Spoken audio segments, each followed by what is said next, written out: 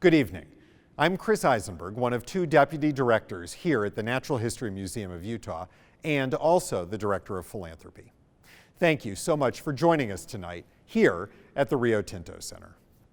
Now, usually around this time of year, I'd be here in the canyon welcoming 400 of our closest friends and supporters, including many of you, to our annual fundraising gala. But 2020 is not like any other year. If all had gone according to plan, the gala would have raised just over $500,000 tonight to support the work of the Natural History Museum of Utah. But as we all know, very little this year has gone according to plan. These last 3 months have tested our community and this museum in ways we never could have imagined. Since closing to the public back in March, NHMU has faced extraordinary challenges. Fortunately, as a museum of natural history, evolution is in our DNA. We are committed to meeting this moment, inspiring you and your families, and serving our community during this time of great need. That is why we launched the Fund the Future campaign. Now, I know many of you have already given generously, and we are very grateful for your support. If you haven't had a chance yet to donate, though, please click the link on the page now or call the number on your screen. Donations made during the Fund the Future campaign are being matched dollar for dollar up to $100,000, thanks to our incredible matching grant funders. We have some great things in store for you tonight. A look at what the museum has been up to and what we have planned for the year ahead, a special musical performance, and a toast to some of the best friends and supporters a museum could ask for. But first, it is my pleasure to introduce to you the new Executive Director of the Natural History Museum of Utah, Dr. Jason Cryan. Oh, hello. You've caught me sprucing up the dinosaurs. I'm Jason Cryan, the brand new Executive Director of the museum, and I'm truly thrilled to be here with you this evening. I've had the pleasure of living in Utah before, 20 years ago, as a postdoc at BYU. The prospect of returning to this state that I love and joining the museum that I've long admired was an opportunity I simply could not pass up. That said, this has not been exactly the start that I'd envisioned. My first day on the job was in mid-March, and my first 3 official duties: close the museum, send the staff and volunteers home, and assess the place for earthquake damage. It's been a wild start, and though I've only been inside the museum myself a handful of times, I've been reminded time and time again why I wanted to be here. I couldn't be more honored or more proud to be part of this creative team of museum professionals. They're meeting the moment and providing learning opportunities for our community and for communities around the globe. Though our front doors have been closed to the public since mid-March, we've still been hard at work, as you'll see this evening. As impressed as I am with the staff and volunteers, I'm equally humbled by the dedication of you, the community who loves this museum so much. And I can say with honesty that you, the Friends of the Museum, are more devoted to this place than any group that I've encountered in my previous positions. And for that, I'm truly grateful. Friends, we have more work to do. We can't stop. We see the need in our community, and we must fill that need. This is why we're here. This is why our Fund the Future campaign is so important. And this is why your support matters.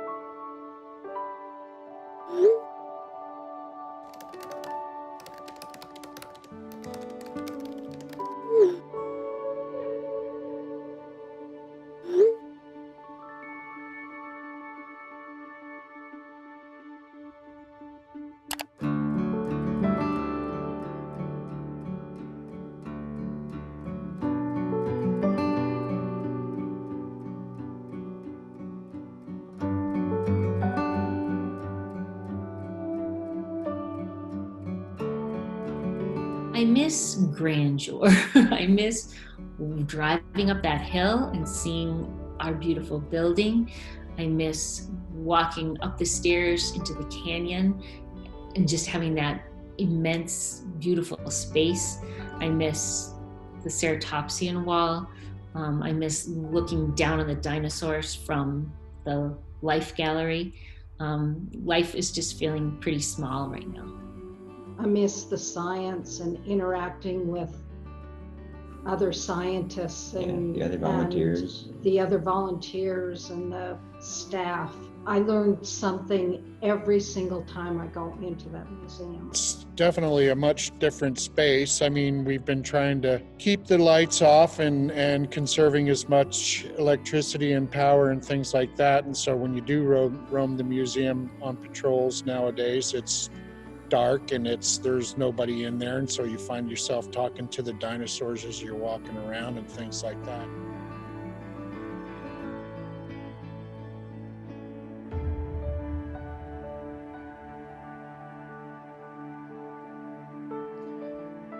Despite being physically closed, the Natural History Museum of Utah has been hard at work to meet the moment.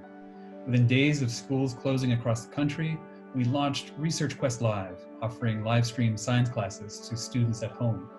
We've put together virtual tours, field trips, we've pivoted our summer camp programming to be offered online, and we've stayed engaged with our teen explainers and our youth teaching youth students from home. The museum's online programming really saved me when we went into the school closure. I mean, we were in school like normal on a Friday afternoon and got an email shortly thereafter saying, okay, we're out. You have 2 days to completely prep and be ready to go online. So we immediately saw there was a need within the education community that teachers were being thrown into online teaching with very little resources, very little time. And so we knew that they could rely on us and that we could be a wonderful resource for them to develop these online and virtual programs that they would then be able to use with their students. And so I used those for my students and found that I was able to engage them in real science that was challenging, fun, and interesting, that kept them learning and growing despite the fact that they were no longer in my classroom. And what I learned from research class was how to actually use evidence to solve a big question, like what happened to Cleveland dinosaur quarry.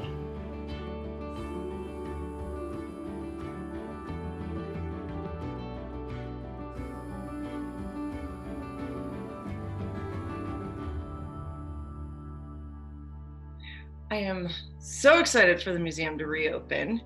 After this period of isolation and also real interesting pause, people are going to be more curious in why we're here, what makes us a part of this planet, what is our role. And I feel like this museum specifically addresses that. The museum is a place where I feel safe. Like, I know that I'm going for a reason. I'm gonna learn, I'm gonna grow, and there's not gonna be any judgment. I have this incredible sense in my mind. It will be fine. We will go back. We will learn again. We will explore again. We will be able to come together as a community there again. It will happen. We need your help now more than ever before. Your gift today will help support the important programming and the resources that our museum is offering online, and will ensure that we're able to bring staff back together, reopen our doors to you, the public, as soon as we can. If you're able, please consider making a generous gift to support the Fund the Future campaign at the Natural History Museum of Utah. I want to personally thank you for being part of the museum community, and thank you very much for your support for the Natural History Museum of Utah. We can't wait to see you back in the galleries when we reopen. Thanks to the staff and supporters who put together that special message. Some of you are meeting me for the first time tonight as Executive Director. But if you really want to get to know me, put me with insects, lots of them, and the bigger the better. And that's where I am now in the museum's life exhibit. I'm an entomologist, so this display, which highlights the vast diversity of life on Earth, including insects, makes me feel right at home. I wanted to show you one of my favorites. This is the peanut head bug. Many people think this looks like a cicada with a peanut on its head. Peanuts aren't that scary though, and really we think this is a lizard mimic. What better way to escape being eaten than to look like a predator? I love sharing the science of the museum with our visitors, And even though the museum is closed, we've been hard at work bringing science into your living rooms, your kitchens, and your backyards. Here's a look at what we've been up to.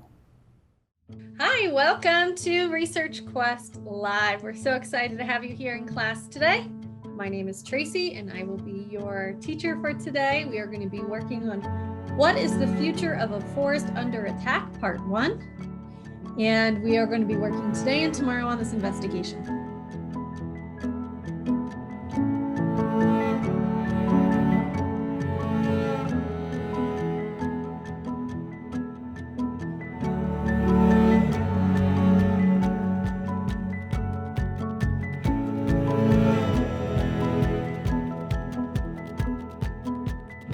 Welcome to the land exhibit here at the Natural History Museum of Utah. Here we explore Utah's diverse geologic past and learn about how the Earth works.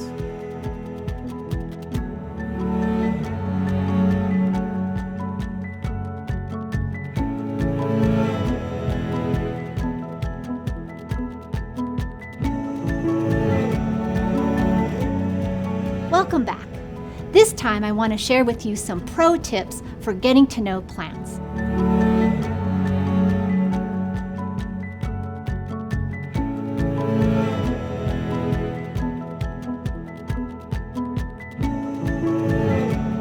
Hi, I'm Victoria Russell. I'm a bioelectrochemist, and this is Sofa Science.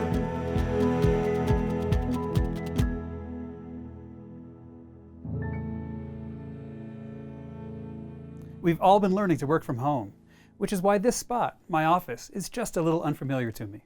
Since I started in March, I haven't been able to really use it, so I thought I'd spruce it up just a bit. As Chris mentioned earlier, tonight's the night that we were planning to host our annual gala. I haven't been, but I hear there's always great music. Luckily, we've got a special treat from some museum supporters who really know how to rock.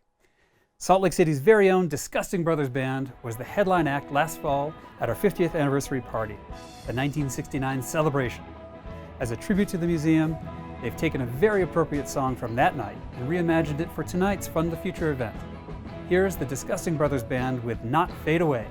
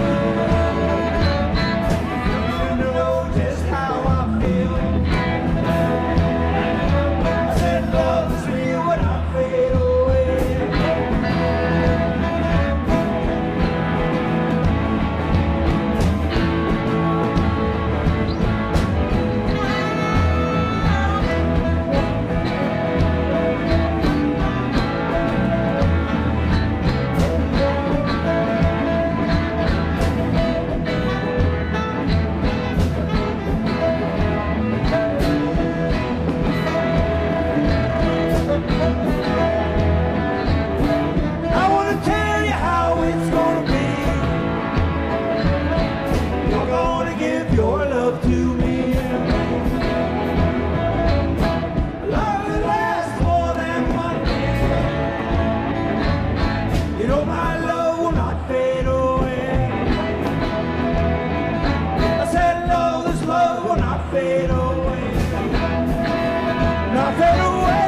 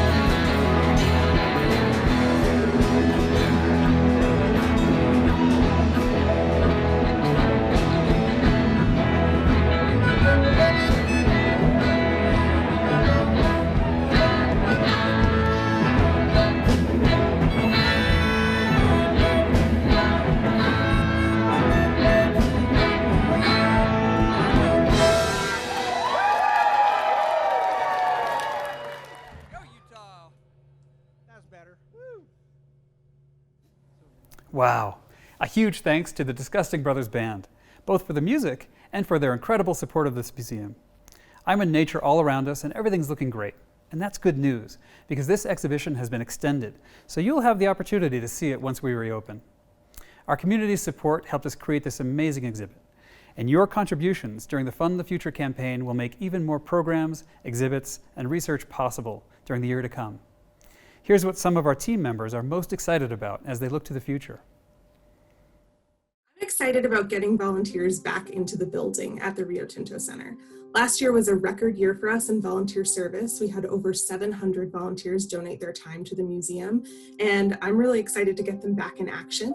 And what we've learned from our closure is that our volunteers are excited to help us whether or not they can be in our buildings. So I'm also really excited to continue to expand the ways that volunteers can contribute to the work we do at NHMU virtually. I am super excited about our new Research Quest archaeology investigations. They're set in Range Creek here in Utah. They're designed to support critical thinking skills, and they're a heck of a lot of fun for kiddos. So we're very excited to get them out to kids in Utah and around the world. When guests visit the Natural History Museum of Utah, they start their adventure in the iconic canyon. It features a 30-foot collections wall with over 600 amazing objects and a topographic map of Utah. When we reopen, I'm really excited to unveil a new map that will allow guests to see Utah in a whole new way. I am so excited to be able to get back together with our middle and high school participants from the Youth Teaching Youth program. We have missed them terribly over the summer. Despite the fact that we've been in contact with them virtually, nothing is the same as working together. I'm excited that we're extending the run of our special exhibit, Nature All Around Us, so that when the museum reopens this summer, you'll have a chance to come visit it one more time. And I'm super excited that we are in the process of negotiating a national tour for the exhibit. And when we get back to work this fall at the museum, we'll be finalizing the details that will send the exhibit out on a 10-year tour. I am super excited to be back at the museum working with all of our colleagues on our collections digitization initiative. This is a long-term project to make our collections digitally accessible to everyone. This includes scanning notes and maps, as well as photographing and 3D scanning many of the objects themselves so that we can put them on the web and make them accessible to researchers, students, and members of the public. I am so excited about a new exhibit project we're working on. This is a project that will reinvent the Sky Gallery and add all new components to Utah Futures. It's a project we're working on with colleagues across the university and also, of course, in our museum. We're totally stoked to bring this new content to all of you. As you just saw, there is a lot of exciting work to be done. That is why we're focused on the future, and that is why we launched the Fund the Future campaign. We are intensely focused on what lies ahead, on reopening, on welcoming our staff and you back safely to the museum, and continuing our ambitious plans for serving this community. Your support is helping to make all of this possible. Now, if you haven't had a chance yet to donate to the Fund the Future campaign, please click the link on the page now